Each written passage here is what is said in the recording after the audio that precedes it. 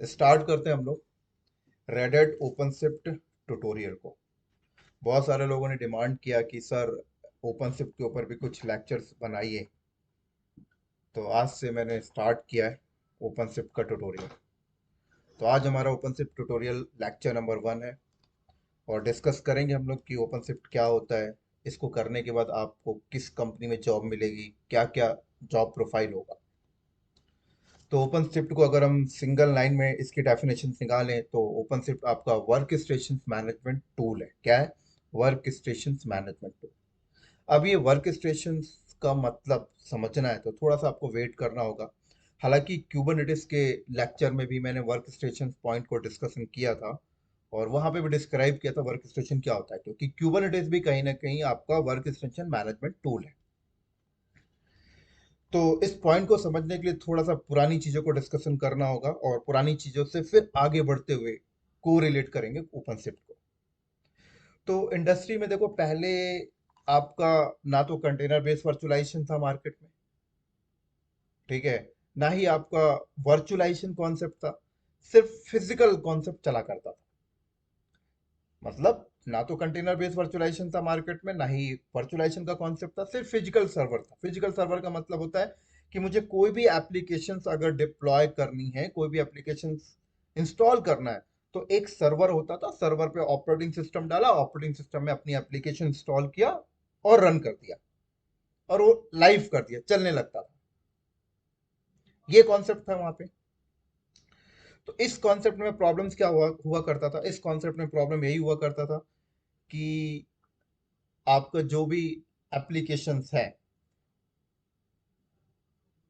उस एप्लीकेशंस को रन होने के लिए एक मिनिमम हार्डवेयर की रिक्वायरमेंट होती है। मान लो एक एप्लीकेशन आपके पास है जिसको रन होने में मिनिमम हार्डवेयर की रिक्वायरमेंट 500 MB रैम की है, 5 GB हार्ड ड्राइव की है और ज़्यादा से ज़्यादा 5 कोर CPU की है।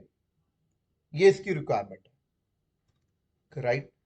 तो अब हम लोग क्या करते हैं, एक हार्डवेयर लेते हैं, हार्डवेयर पे ऑपरेटिंग सिस्टम डालते हैं, ऑपरेटिंग सिस्टम डालने के बाद इसको लोड करते हैं। अब देखते हैं उस हार्डवेयर पे 32 GB रैम था, 500 GB हार्ड ड्राइव था, 32 कोर का CPU था। इतना बड़ा हार्डवेयर हमने दिया और उस पर एप्लीकेशन इंस्टॉल कर दिया, बट उस एप्लीकेशन को रन होने के लिए जो मिनिमम रिक्वायरमेंट थी वो सिर्फ कुछ ही थी, 500 MB RAM, 5 GB hard drive और 2 कोर CPU की थी। बट इतना बड़ा हार्डवेयर हमने, इतना सारे रिसोर्सेज वाला हार्डवेयर हमने लगा के दिया, राइट? उस पर एप्लीकेशन डाल दिया, एप्लीकेशन चल गया, लाइव हो गया। कल को ऐसा होता था कि एक और एप्लीकेशन हमें रन करनी है, तो हमने पहला एप्लीकेशन जिस हार्डवेयर पे डाला था उस हार्डवेयर पे अगर रिसोर्सेस खाली भी हैं, उस हार्डवेयर के रिसोर्सेस खाली भी हैं, फिर भी हम उसके ऊपर दूसरी एप्लीकेशन नहीं चला पाते थे। क्यों नहीं चला पाते थे? क्योंकि दूसरी एप्लीकेशन डालेंगे तो उसकी बाइनरीज कॉन्फ्लिक्ट कहीं ना कहीं होने लग जाती थी, तो जिसकी वजह से हम लोग एक हार्डवेयर के ऊपर एक ही एप्लीकेशन चलाते थे, दूसरी एप्लीकेशन में दूसरा हार्डवेयर लगाते थे। लेकिन एक दिमाग में बात आती थी कि यार ये जो हमने हार्डवेयर, एक पहला एप्लीकेशन जिस हार्डवेयर के ऊपर हम लोग रन कर रहे हैं, पहला एप्लीकेशन हम जिस हार्डवेयर के ऊपर रन कर रहे हैं, वो हार्डवेयर में अभी भी स्पेसेस बहुत खाली हैं। हमारी एप्लीकेशन सिर्फ 1 GB रैम यूज कर रही है, बट हमने 32 GB रैम दिया है उसमें। हमारी एप्लीकेशन सिर्फ 5 GB हार्ड ड्राइव यूज कर रही, 10 GB हार्ड ड्राइव यूज कर रही, बट हमने 500 GB हार्ड ड्राइव दिया। हमारी एप्लीकेशन सिर्फ 4 कोर सीपीयू यूज कर रही, बट हमारे हमने इसमें 32 कोर का सीपीयू लगाया। तो बाकी के हार्डवेयर को हम लोग यूटिलाइज नहीं कर पा रहे। हाँ, ये वेट करते थे कि कल को अगर हमारे इसमें ट्रैफिक बहुत ज्यादा आएगी तो यूटिलाइजेशन हो जाएगा, लेकिन ट्रैफिक नहीं आई तो वेस्टेज होता था पूरा। दूसरी एप्लीकेशन भी हम लोग नहीं चला सकते, उसके ऊपर कॉन्फ्लिक्ट हो जाएगा। क्यों कॉन्फ्लिक्ट होगा? क्योंकि पहली एप्लीकेशन को रन करने की एक डिपेंडेंसीज थी। मान लो जावा की डिपेंडेंसी थी, जावा उस पर इंस्टॉल कर दिया 1.5 वर्जन का। दूसरी एप्लीकेशन हम उस पर नहीं डाल सकते थे क्योंकि दूसरी एप्लीकेशन के लिए भी जावा की डिपेंडेंसीज थी, बट वर्जन अलग था। जावा डिपेंडेंसीज, जावा का वर्जन अलग था। पहली एप्लीकेशन के लिए 1.5 था, दूसरी एप्लीकेशन के लिए 1.6 था। तो मान लो दूसरी एप्लीकेशन को रन करने के लिए अगर जावा का वर्जन अपग्रेड करते हैं 1.6, तो पहली वाली नहीं चलेगी, तो एक ही चलाते थे। हार्डवेयर रिसोर्सेज वेस्ट हो रहे, होने दो, दूसरा हार्डवेयर लगा लेते थे। ठीक है, रन हो गया। प्रोडक्शन एनवायरनमेंट में कहीं ना कहीं ये चीज तो मैनेज हो जाती थी कि ट्रैफिक चलो बढ़ेगा घटेगा, बट कई बार ऐसा होता है कि डेवलपमेंट, जो डेवलपर्स होते थे वो सॉफ्टवेयर को डेवलपमेंट करते थे, तो सॉफ्टवेयर को डेवलपमेंट करने के बाद उनको टेस्टिंग करने के लिए एनवायरनमेंट चाहिए था, टेस्टिंग करने के लिए। तो अब टेस्टिंग करने के लिए भी जो सिस्टम एडमिनिस्ट्रेटर की टीम होती थी उनको एक हार्डवेयर बना के ऑपरेटिंग सिस्टम डाल के बोलती थी लो टेस्टिंग करो, वो लोग उस पर टेस्टिंग करते थे। अब टेस्टिंग में तो ऐसा होता है कि एप्लीकेशन कोडिंग होती रहती है, वर्जन नए नए निकलते रहते हैं, नए नए उन्हें चाहिए होता है, तो बहुत सारे हार्डवेयर लगाने पड़ते थे, वेस्टेज हो रहे सारे रिसोर्सेज। तो हार्डवेयर जो बहुत ज्यादा यूटिलाइज हो रहा था उसको बचाने के लिए मार्केट में वर्चुअलाइजेशन का कॉन्सेप्ट आया। लाइक VMware का नाम आपने सुना होगा, ओपन स्टैक का नाम।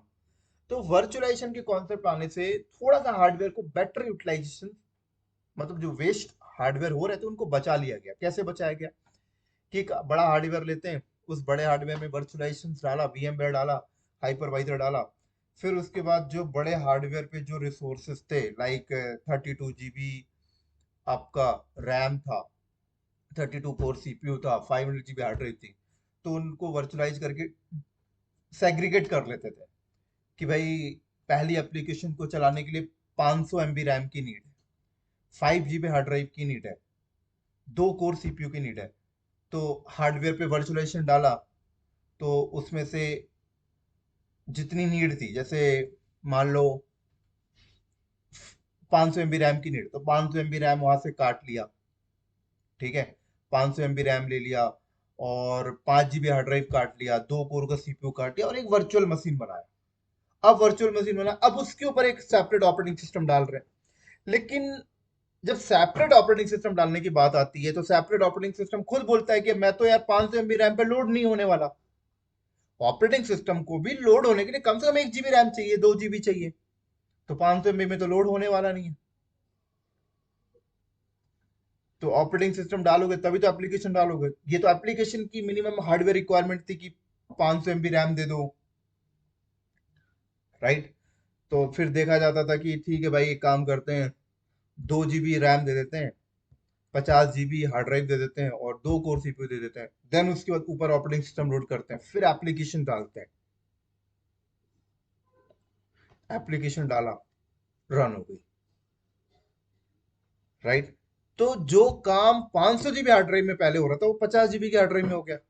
अब दूसरी एप्लीकेशन डालनी है तो उसी हार्डवेयर के ऊपर एक और दूसरी VM बना लो, दूसरी VM बना लेते तो 50 GB रैम देके, 2 कोर CPU देके, 50 GB हार्ड ड्राइव देके उस पर दूसरी एप्लीकेशन डाल लिया। तो हार्डवेयर एक ही था, उस हार्डवेयर पे दो दो VM बनाए, उसमें काम चल गया। तो देखा जाए पहले कई कॉन्सेप्ट के अकॉर्डिंग यहाँ पर रिसोर्सेज थोड़ा सा यूटिलाइज हो गया, बचा लिया आपने। लेकिन फिर भी उतने नहीं बच पाए। उतने कैसे नहीं बच पाए? क्योंकि हर एक एप्लीकेशन को चलाने के लिए कम से कम ऑपरेटिंग सिस्टम तो एक चाहिए ही चाहिए। ऑपरेटिंग सिस्टम चाहिए मतलब ऑपरेटिंग सिस्टम को रन करने के लिए कम से कम 2 GB रैम चाहिए और एक ऑपरेटिंग सिस्टम चाहिए। तो ऑपरेटिंग सिस्टम तो चलो, जितनी एप्लीकेशन चलानी उतनी ऑपरेटिंग सिस्टम चाहिए, फिर तो उतने ऑपरेटिंग सिस्टम के लाइसेंस चाहिए, राइट। कहने का मतलब ये है कि ऐसा कोई कॉन्सेप्ट दो यार कि एप्लीकेशंस को रन करने के लिए जितना हार्डवेयर चाहिए उतना ही यूज करूं बस मैं। अब ये नहीं कि एक एप्लीकेशन को रन करने के लिए ऑपरेटिंग सिस्टम चाहिए, तो ऑपरेटिंग सिस्टम के लिए जो हार्डवेयर चाहिए वो भी मुझे लगाना पड़ रहा है। फिर तो मैं चाहता हूं कि जितना मुझे एप्लीकेशन को रन करने के लिए हार्डवेयर चाहिए उतना ही यूज करूं भाई, उससे ज्यादा यूज ना करूं। तो फिर वर्चुअलाइजेशन के कॉन्सेप्ट से आगे कंटेनर वर्चुअलाइजेशन का कॉन्सेप्ट आया। कंटेनर वर्चुअलाइजेशन समझ में आ रही है? सीढ़ी कैसे बढ़ती गई देखो, कंटेनर वर्चुअलाइजेशन का कॉन्सेप्ट आया। अब कंटेनर वर्चुअलाइजेशन के कॉन्सेप्ट में जाकर आपकी डिमांड थोड़ी सी पूरी हो पाई। कंटेनर वर्चुअलाइजेशन का जब मार्केट में कॉन्सेप्ट आया तो यहां पर ऐसा है कि एप्लीकेशन को यूज करने के लिए जितना हार्डवेयर चाहिए उतना ही लो, उससे अननेसेसरी हार्डवेयर देने की जरूरत नहीं है। कंटेनर बेस्ड वर्चुअलाइजेशन में ऐसा हुआ। तो मार्केट में कंटेनर बेस्ड वर्चुअलाइजेशन आया। अब कंटेनर बेस्ड वर्चुअलाइजेशन में देखो ऐसा होता है कि आप एक छोटा सा कंटेनर बनाते हो, राइट, और छोटा सा आप कंटेनर बनाओगे, उस कंटेनर को उतनी ही रैम आप देते हो, उतनी ही हार्ड ड्राइव देती हो, उतनी ही सीपीयू देते हो जितना उसके ऊपर जो एप्लीकेशन डालोगे उसको जितना रिक्वायर्ड है। थोड़ा सा डायग्राम यूज कर लेते हैं, देखो सब अच्छे से समझ जाओ। पहले ऐसा था कि ये आपका फिजिकल हार्डवेयर है, पहले ऐसा होता था कि ये आपका फिजिकल हार्डवेयर है, इस फिजिकल हार्डवेयर में मैंने 500 जीबी रैम ही डाला, 500 जीबी हार्ड ड्राइव डाला, 32 जीबी रैम डाला, ठीक है, और 32 कोर का सीपीयू है। मुझे इस पे एक एप्लीकेशन डालनी है तो मैंने इसके ऊपर ऑपरेटिंग सिस्टम डाला, ओएस डाला, एप्लीकेशन डाला, चल गया। एप्लीकेशन जो चल रहा है वो पता लग रहा है कि 2 जीबी रैम यूज कर रहा है, 50 जीबी हार्ड ड्राइव यूज कर रहा है, 2 कोर सीपीयू यूज कर रहा है, बाकी सारे रिसोर्सेज वेस्टेज हो रहे हैं। तो बेटर यूटिलाइजेशन के लिए मार्केट में आया आपका वर्चुअलाइजेशन का कॉन्सेप्ट आया। तो इसमें ऐसा होता है कि ये हार्डवेयर है, इस हार्डवेयर के ऊपर हम लोग क्या करते थे, वीएम वेयर इंस्टॉल करते थे। जब हमने इसके ऊपर वीएम वेयर इंस्टॉल किया तो यहाँ पर एक वर्चुअलाइजेशन का एक लेयर बन जाता है, और लेयर में क्या होता है कि इसका जो हार्डवेयर है 500 जीबी, 32 जीबी, 32 कोर सीपीयू, उसको हम थोड़े टुकड़ों में डिवाइड कर लेते थे। टुकड़ों में डिवाइड मतलब हमने एक वीएम बनाया, उसको हमने दे दिया, 2 जीबी रैम दे दिया, 50 जीबी हार्ड ड्राइव दे दिया, 2 कोर सीपीयू दे दिया, इस पे ऑपरेटिंग सिस्टम डाला, इस पे एप्लीकेशन डाला और रन कर दिया। तो पहले वाले कॉन्सेप्ट तो अच्छा है, लेकिन फिर भी एक पूरा पूरा ऑपरेटिंग सिस्टम जा रहा है। एप्लीकेशन को रन करने के लिए सिर्फ 500 एमबी रैम की नीड थी, 5 जीबी हार्ड ड्राइव की नीड थी, लेकिन 50 जीबी हार्ड ड्राइव दिया। 500 एमबी रैम की नीड थी बट 2 जीबी रैम दिया। 2 मिली कोर सीपीयू की नीड थी बट पूरा पूरा 2 कोर का सीपीयू दिया। बेटर नहीं हुआ, पूरी यूटिलाइजेशन अभी भी अच्छे से नहीं हो रही। तो मार्केट में कंटेनर बेस्ड वर्चुअलाइजेशन है। कंटेनर बेस्ड वर्चुअलाइजेशन में ऐसा होता है कि ये आपका हार्डवेयर है, सेम कॉन्फ़िगरेशन का हार्डवेयर है। कहा जाता है कि इस हार्डवेयर के ऊपर, मतलब कंटेनर बेस्ड वर्चुअलाइजेशन को आप ये बोल सकते हो कि अपग्रेड वर्जन है आपका वीएमवेयर वगैरह का। तो कंटेनर बेस्ड वर्चुअलाइजेशन में ऐसा होता है कि ये आपका जो हार्डवेयर है, इस हार्डवेयर के ऊपर, इस हार्डवेयर के ऊपर आप या तो पहले वर्चुअलाइजेशन वीएमवेयर वगैरह इंस्टॉल कर लो, या फिर आप डायरेक्ट भी कर सकते हो। डायरेक्ट का मतलब ऐसा होता है, समझाता हूँ, दोनों को समझा देता हूँ। या तो ऐसा ये हार्डवेयर है, इस हार्डवेयर के ऊपर आपको एक ओएस डालना पड़ेगा, एक ऑपरेटिंग सिस्टम आपको इसके ऊपर डालना पड़ेगा, एक ओएस आप इसके ऊपर डालोगे, ठीक है। अब इस ओएस डालने के बाद इस ओएस के ऊपर आप कंटेनर बेस्ड वर्चुअलाइजेशन का सॉफ्टवेयर डाल दो। अब कंटेनर बेस्ड वर्चुअलाइजेशन के बहुत सारे वेंडर हैं, जैसे डॉकर है, और भी बहुत सारे हैं। डॉकर सबसे ज्यादा फेमस है, ठीक है। तो कंटेनर बेस्ड वर्चुअलाइजेशन का डॉकर मैंने इसके ऊपर इंस्टॉल कर दिया, मान लो। तो जैसे ही मैंने डॉकर इंस्टॉल कर दिया तो अब मैं यहां पर एक छोटे छोटे कंटेनर बना सकता हूं,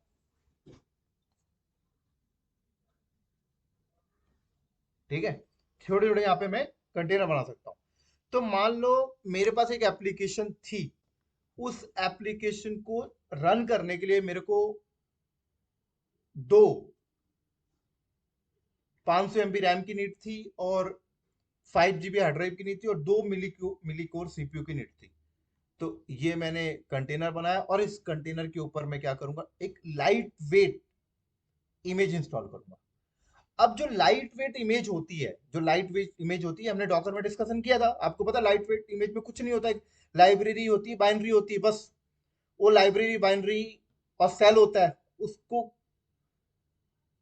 मिलाकर वो लाइट वेट इमेज बनती है, जो 5 MB 10 MB की होती है। वो लाइट वेट इमेज हम इसके ऊपर डाल देंगे, और इसके ऊपर डालने के बाद इस पे अपनी एप्लीकेशन डाल के उसको रन कर देंगे। ये कंटेनर उतना ही रैम यूज करेगा जितना उसको नीड है, उससे ज्यादा यूज नहीं कर रहा। अब ऑपरेटिंग सिस्टम एक ही यूज कर रहा, पूरा का पूरा एक ही ऑपरेटिंग सिस्टम यूज कर रहा, अलग से कोई ऑपरेटिंग सिस्टम डालने की जरूरत भी नहीं पड़ी।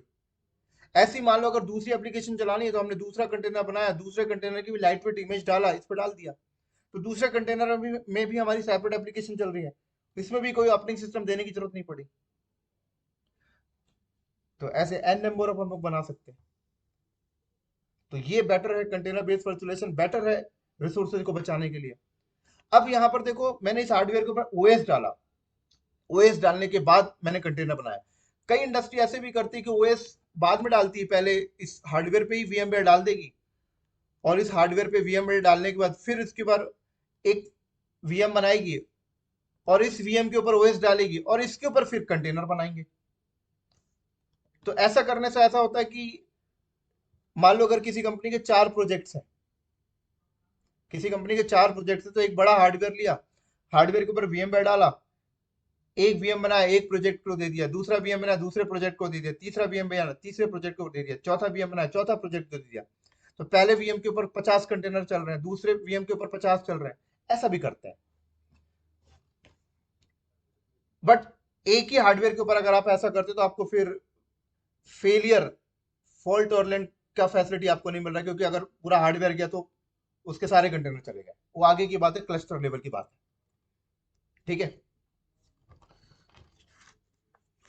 तो इतना तो आप लोगों को समझ में आ गया कि कंटेनर बेस्ड वर्चुअलाइजेशन आने से मार्केट में क्या हुआ, हार्डवेयर को का जो रिसोर्स है वो वेस्टेज नहीं होते।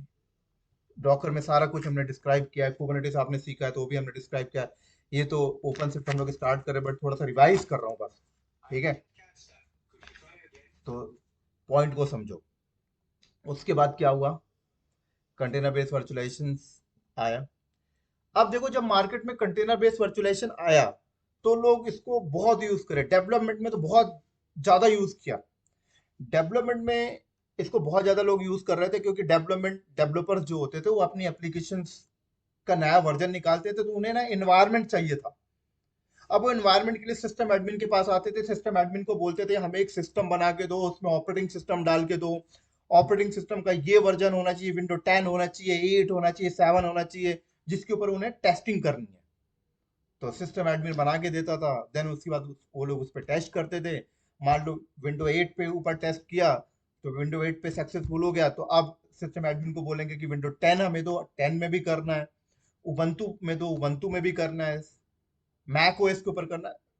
तो डेवलपर्स को बहुत ज्यादा नीड होती थी डिफरेंट डिफरेंट एनवायरनमेंट की मशीन। प्रोडक्शन में तो चलो मैनेज हो जाता था, देखिए एक ही बार सर्वर लगाना, एक ही बार ऑपरेटिंग सिस्टम डालना, काम खत्म।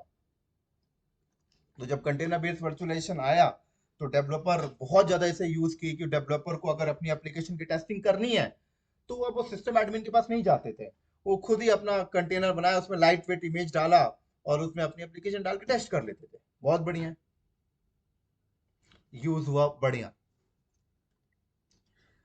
लेकिन फिर इसको थोड़ा सा आगे लेके जाया गया, और आगे लेके जाया गया तो देखा गया कि यार ये भी काइंड ऑफ एक ऑपरेटिंग सिस्टम की तरह ही वर्क कर रहा है, डेवलपर इसमें बढ़िया यूज कर रहे हैं, क्यों ना इसे प्रोडक्शन के साइड भी मूव किया जाए, क्यों ना कंटेनर बेस्ड वर्चुअलाइजेशन को प्रोडक्शन में भी इंप्लीमेंट कर देते हैं हम लोग। क्योंकि प्रोडक्शन में भी इंप्लीमेंट कर देंगे तो बेटर फायदा होगा, बहुत अच्छा फायदा होगा कंपनी को, रिसोर्सेज बचेंगे, कम पैसे में काम हो जाएगा। तो जब बात हुआ कि इसको प्रोडक्शन के साइड लेके चलते हैं, इंप्लीमेंट करते हैं, प्रोडक्शन एनवायरनमेंट में भी इसको इंप्लीमेंट करेंगे कंटेनर बेस्ड वर्चुअलाइजेशन को, लेकिन जब प्रोडक्शन एनवायरनमेंट के साइड लेके आया गया तो फिर बात वही आ गई कि प्रोडक्शन एनवायरनमेंट में अगर हम इसको इंप्लीमेंट करेंगे तो ये हमें फॉल्ट टॉलरेंट कैसा प्रोवाइड करता है, इसकी रेप्लिकेशंस का क्या फंडा है, इसमें ऑटो स्केलिंग का क्या फीचर है, क्या लोड बढ़ेंगे तो एक कंटेनर रेप्लिकेट होगा या नहीं होगा, होगा तो हॉरिजेंटल रेप्लिकेशंस होगी, वर्टिकल रेप्लिकेशंस होगी, इसके ऊपर लोड बैलेंसर का कॉन्सेप्ट होगा कि नहीं होगा, इस पे नेटवर्क का कॉन्सेप्ट होगा कि नहीं होगा, इस पे बैकएंड से स्टोरेज ऐड होगा कि नहीं होगा। ये सारी चीजें घूम फिर के आ गई, सारी चीजें घूम फिर गई, ये सब चीजें मिलेंगी या नहीं मिलेंगी। भाई आप अगर सिस्टम एडमिन हो, अगर आप कोई भी एप्लीकेशन किसी भी हार्डवेयर पे चलाते हो, राइट, अगर सिंगल हार्डवेयर पे चल रहा है, कितना भी बड़ा हार्डवेयर हो, एक ना एक दिन उस पर लोड बढ़ेगा ही बढ़ेगा, और एकदम मान लो अगर इतना लोड बढ़ेगा कि वो हार्डवेयर की कैपेसिटी एक्सीड हो गई, तो आप हार्डवेयर चेंज करोगे, हार्डवेयर चेंज करोगे मतलब डाउन टाइम। कोई भी कंपनी डाउन टाइम नहीं चाहती, तो डाउन टाइम से बचने के लिए क्या करते हैं हम लोग, टॉप में लोड बैलेंसर लगाते हैं, लोड बैलेंसर के ऊपर डीएनएस होता है, और लोड बैलेंसर के बैकएंड में नंबर ऑफ सर्वर्स होते हैं और नंबर ऑफ सर्वर के ऊपर सेम एप्लीकेशन होती हैं। और ट्रैफिक लोड बैलेंसर के पास आती है, लोड बैलेंसर बैकएंड में उस हार्डवेयर को ट्रैफिक फॉरवर्ड करता है जो हेल्थी होता है। तो अगर कोई सर्वर अनहेल्दी भी है तो कोई दिक्कत नहीं, उसके पीछे बहुत सारे सर्वर हैं, वो मैनेज कर लेते हैं। तो एक सिस्टमैटिक है पूरा का पूरा। क्लाउड में आप आते हो, एडब्ल्यूएस क्लाउड में, एजोर क्लाउड में, गूगल क्लाउड में, यहां पर भी वही है कि आप ऑटो स्केलिंग क्रिएट करते हो, नीचे लोड बैलेंसर लगा होता है, लोड बैलेंसर के बैकएंड में नंबर ऑफ सर्वर्स होते हैं, लोड बढ़ता है, आपने थ्रेशोल्ड लगाया ऑटो स्केलिंग, लोड बढ़ेगा तो मशीन ऑटोमेटिक आएंगी, लोड कम होगा तो मशीन ऑटोमेटिक निकल जाएंगी, एप्लीकेशन डिप्लॉयमेंट करेगा ऑटोमेटिक, सब कुछ। तो यहाँ पर एक प्रॉपर सिस्टमैटिक है।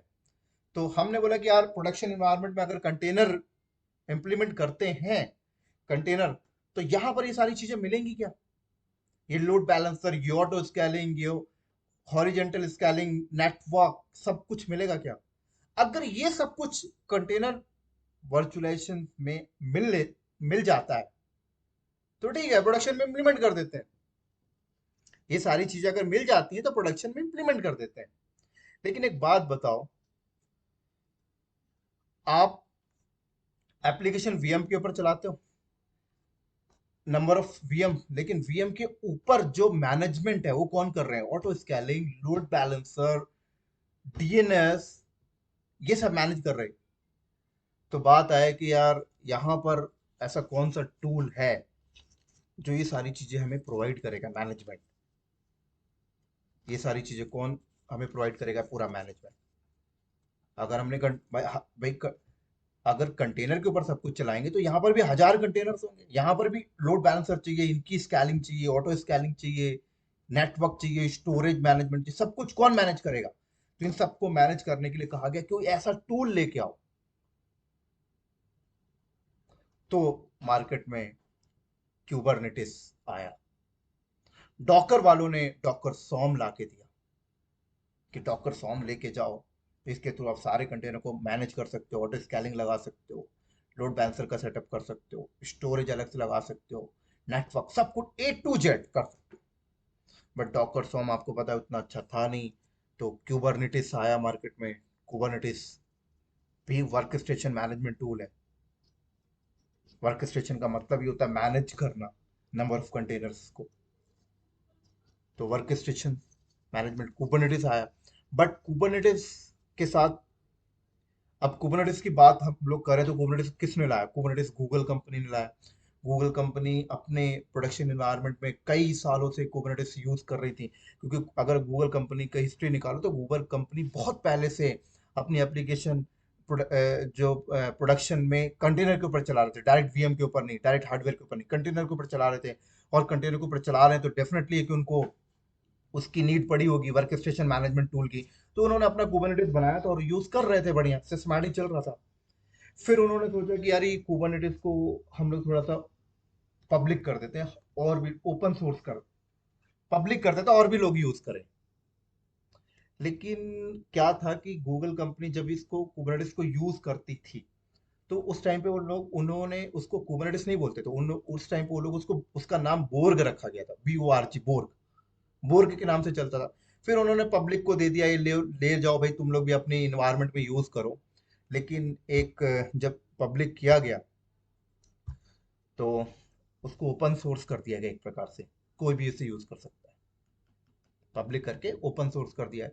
फिर एक ऑर्गेनाइजेशन थी जो इसको लेके इसका पूरा मैनेजमेंट देखती है, फिर उन्होंने इसका नाम कुबरनेटिस रखा और इस पे कुछ इनके डेवलपर्स चेंजेस किए और बोला कि अब इसको कुबरनेटिस के नाम से यूज करो। राइट, कुबरनेटिस में मैंने सारा कुछ बता रखा है, पूरी हिस्ट्री, आप कुबरनेटिस की वीडियो देखो, सब कुछ।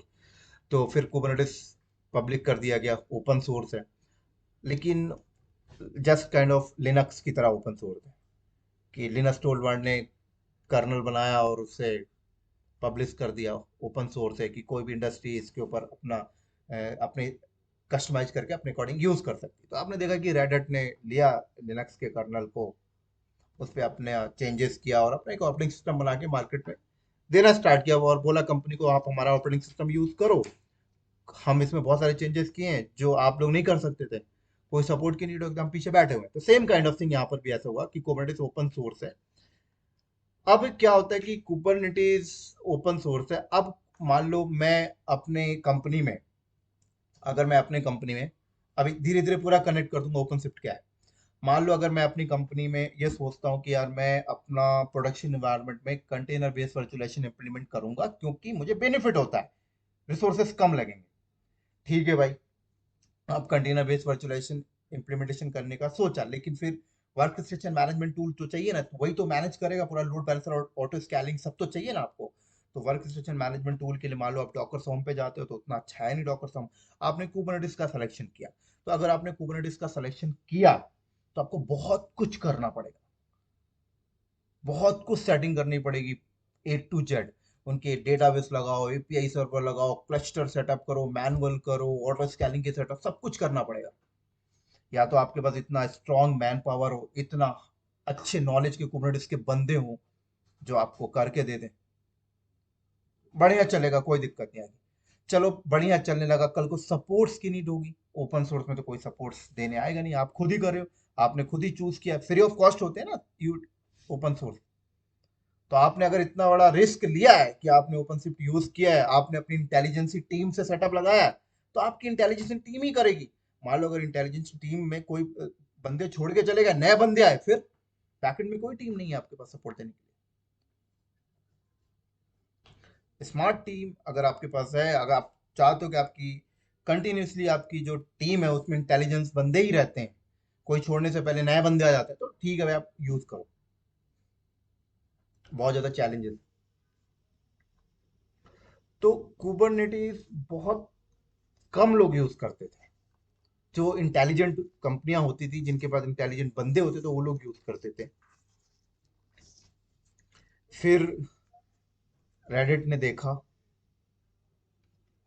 तो कुबरनेटिस लिया, ओपन सोर्स था, उसके ऊपर अपने चेंजेस किए, उन्होंने देखे चेंजेस क्या किया, उन्होंने देखा कि कोई भी कंपनी अगर कंटेनर बेस्ड वर्चुअलाइजेशन इंप्लीमेंट करती है और वर्क स्टेशन में कुबरनेटिस यूज करती है तो क्या क्या करना पड़ता है, एक लाइव एनवायरनमेंट में लेके आने के लिए क्या क्या करना पड़ता है। उन्होंने उस सारे पॉइंट को ऑब्जर्व किया और सारा पॉइंट ऑब्जर्व करने के बाद अपनी टीम से बैठाकर वो सब कुछ करवाया कि एक सेटअप को चालू करने के लिए अगर कोई कंपनी कंटेनर बेस्ड वर्चुअलाइजेशन को यूज करती है तो कुबरनेटिस इंप्लीमेंटेशन और एक लाइव मूवमेंट तक लाने के लिए जो जो करना पड़ता है अपनी टीम के से बैठ के करवाया। उसकी एक इमेज बनाई और इमेज बना के लोगों को बोला कि आपको अगर कुबरनेटिस सेटअप करने में दिक्कत आती है तो हम बैकएंड से करके दे रहे हैं, ये हमारा इमेज है, इसको अपने एनवायरनमेंट में इंस्टॉल कर लेना। आपको जो बैकएंड का जो सेटअप करना था वो करने की जरूरत नहीं पड़ेगी, सीधे आप यूज करना स्टार्ट करो, ऐसा बोला। और बोला कोई दिक्कत आएगी तो हम बैकएंड से सपोर्ट देने के लिए भी बैठे हैं। जस्ट काइंड ऑफ लिनक्स टोल्डवार्ड ने लिनक्स का कर्नल बनाया। अब मैं लिनक्स, अब मैं एक कंपनी हूं, ठीक है, मैं अपनी application Linux based operating system में डालना चाहता हूं, मैंने सीधे कर्नल ले लिया। आपको क्या लगता है कि कर्नल मैं अपने लैपटॉप में इंस्टॉल कर लूंगा? नहीं, कर्नल तो एक सोर्स है। कर्नल को इंस्टॉल करने के लिए उसके बैकएंड में बहुत सारे सॉफ्टवेयर चेंजेस करूंगा, उस पर मॉडिफिकेशन करूंगा, एक ऑपरेटिंग सिस्टम बनाऊंगा, देन उसको लोड करके यूज करूंगा। सब कोई कर सकता है क्या? नहीं कर सकता ना। जिसके पास अच्छा स्मार्टनेस इंटेलिजेंस डेवलपर वही करते हैं। जैसे रेड कंपनी ने क्या किया, रेडिट कंपनी ने लिनक्स टोलवार्ड के कर्नल को लिया, अपने डेवलपर से चेंजेस करा, फिर अपना एक ऑपरेटिंग सिस्टम बनाया आरईएचएल। फिर ये लोग बोलते हैं कि Reddit Linux based operating system है। फिर इनके ऑपरेटिंग सिस्टम को एससीएल यूज करे, टीसीएस यूज करे, एनएस, बहुत सारी कंपनियां यूज करती हैं, जिसमें फिर उन कंपनियों को टेंशन नहीं होता है कि यार ये कर्नल के ऊपर क्या क्या डालना, नहीं, वो सब रेडिट ने पैकेज बना के दे दिया है। आप उस पैकेज को अपने एनवायरनमेंट में डालते हो, आप उस पैकेज को अपने एनवायरनमेंट में डालते हो और अपनी एप्लीकेशन डाल के यूज करते हो, बात खत्म। कल को कुछ दिक्कत आएगी तो रेडिट से सपोर्ट ले लेते हो, टेंशन फ्री। सिर्फ आप अपने बिजनेस के साइड फोकस कर रहे हो, सिर्फ आप अपने बिजनेस को फोकस करते हो, बैक एंड की चीजों को नहीं। सेम काइंड ऑफ थिंग, अगर आप कंटेनर बेस्ड वर्चुअलाइजेशन पे जाते हो तो आपको कंटेनर बेस्ड वर्चुअलाइजेशन के ऊपर जो वर्क स्टेशन मैनेजमेंट टूल लगाना पड़ेगा, वो कुबरनेटिस का पूरा A to Z सेटअप करना पड़ेगा। आपने A to Z सेटअप करना है, बैकएंड में कोई सपोर्ट की टीम नहीं बैठी। बट रेडिट ने क्या किया, देखा, ऑब्जर्व किया कि कोई भी कंपनी अगर कंटेनर बेस्ड वर्चुअलाइजेशन में जाती है और वर्कस्टेशन मैनेजमेंट टूल में अगर कुबरनेटिस यूज करते हैं, तो क्या क्या सेटअप करना पड़ता है, वो सारे सेटअप को ऑब्जर्व किया, अपनी टीम से करवाया, पैकेज बनाया, बोला ओपन शिफ्ट ले जाओ भाई, ओपन शिफ्ट लेके जाओ, अपने एनवायरनमेंट में डालो, बात खत्म। आपको वो सब करने की जरूरत नहीं, बैकएंड में सब कुछ कुबरनेटिस ही है, बट उन्होंने पैकेज बना के दे दिया और बोला हम आपको इसको सपोर्ट भी देंगे,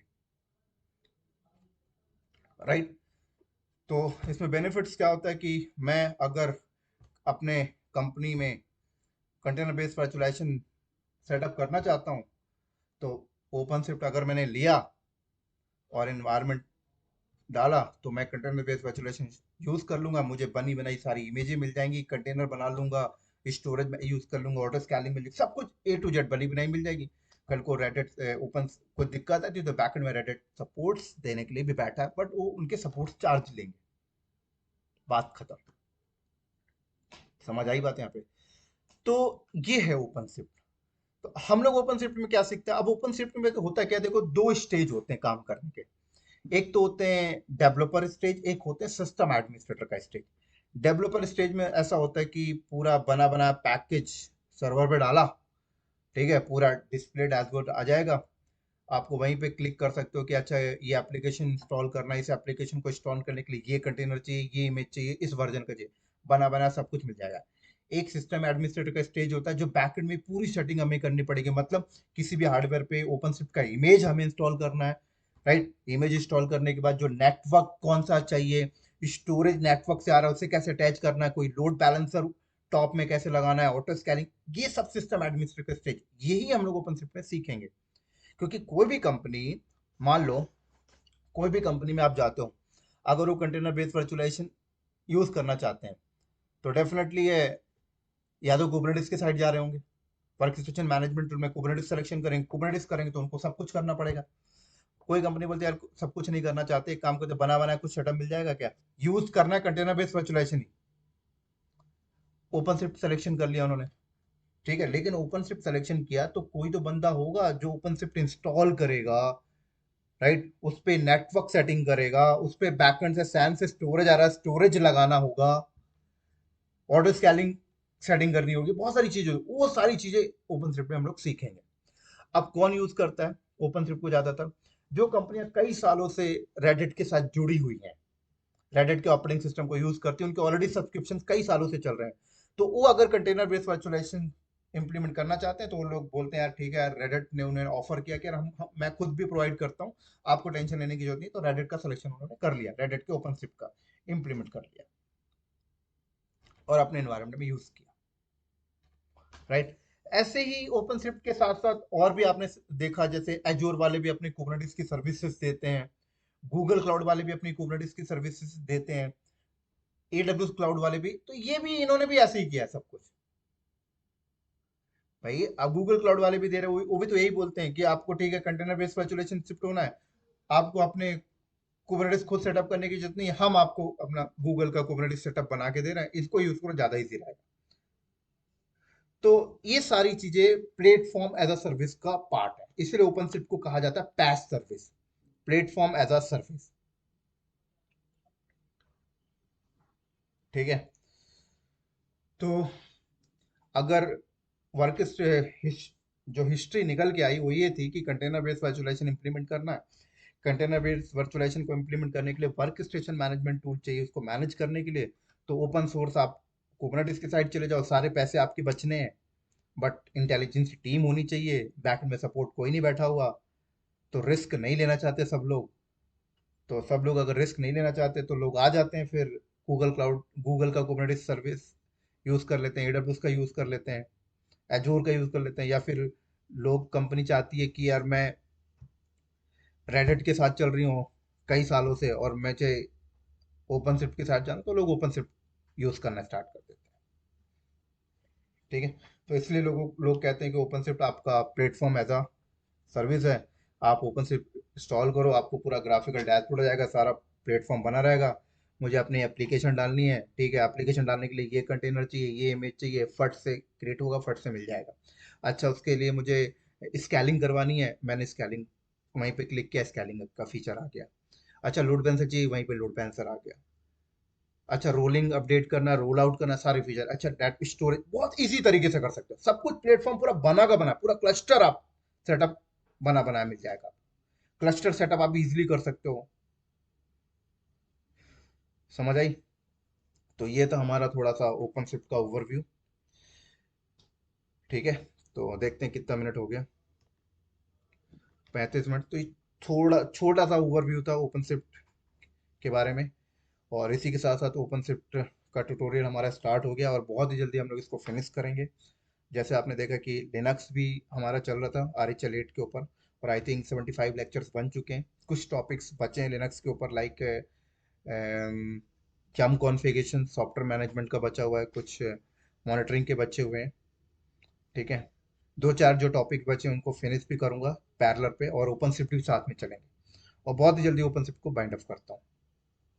ज़्यादा बड़ा नहीं है, जो लोग कुबरनेटिस पढ़े हैं उनको तो बहुत इजीली समझ में आ जाएगा। ठीक है। हाँ, ओपन शिफ्ट की नॉलेज, ओपन शिफ्ट को स्टार्ट करने से पहले दो चीज़ें आपको अच्छे से आनी चाहिए, एक तो लिनक्स आनी चाहिए, दूसरा डॉकर आनी चाहिए। ठीक है। कंटेनर बेस्ड वर्चुअलाइजेशन में आप कुछ भी यूज़ कर सकते हो, बट आपको पता है कि डॉकर ज़्यादा फेमस है, इसलिए हम डॉकर यूज़ करें। तो लिनक्स और डॉकर अच्छे से आना चाहिए। क्यूबरनेटिस की बात करें तो कुबरनेटिस अगर नहीं भी आ रहा तो चलेगा, बट अगर आता है तो और अच्छी बात है। ठीक है। तो मिलते हैं नेक्स्ट वीडियो में जल्दी, तब तक दोस्तों बाय बाय।